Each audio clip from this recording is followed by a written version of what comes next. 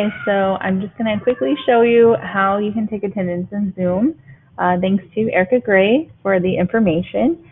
So I just thought it would be easier for you guys to see it step by step. Okay, so once you open your Zoom, okay, your app, if you guys went to settings, okay, you're going to see something that says more settings. So you're going to click on that. It's going to bring you up to your browser. Okay, and then over here on the left, you're going to see reports, and you're going to click on reports. And then you're going to see usage, and click on usage, and then you're going to see my practice meetings. But then you're going to see the meetings that I held today. Okay, you can click on that. You're going to see duplicate names, like it shows 67 participants. There were not 67, but some of them had to rename themselves or got kicked out, had to log back in. So you're just going to show unique users. It's going to minimize that list, and you're going to click export. It's going to give you a participant list. It's going to take a second. Okay, and then voila, you got all of your students and you have the total amount of time that they were on your meeting. You're welcome. All right, so I'm going to show you guys how once you get that attendance report downloaded either to an Excel or maybe even on a Google Sheet. It's pretty much the same steps. I can walk you through that also.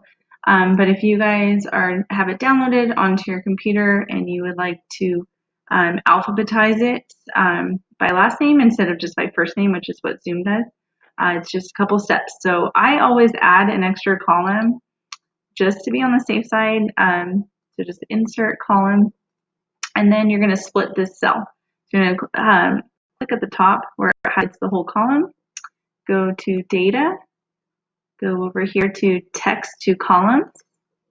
There's going to be, it defaults to delimited. You make sure that's checked. Go to next.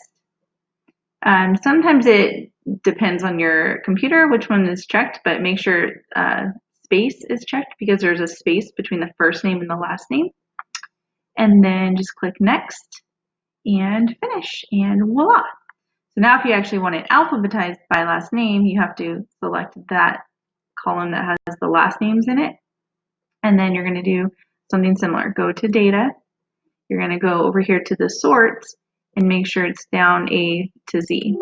And it might give you something that says, oh, basically this is asking you, do you want it to sort the entire row with it? And yes, you do, because you want to keep the first names and last names together. So sort, and there you go. All done. All right, so it's a similar step if you are in Excel sheets, which would be a choice of how you decide you want to download the results. So you would just do something similar. You would go ahead and click this, go to data, go down here to, you have to scroll quite a ways, split text to columns, okay, and it'll go ahead and prompt you to this small tiny box, right? And you want to make sure that you select space, okay?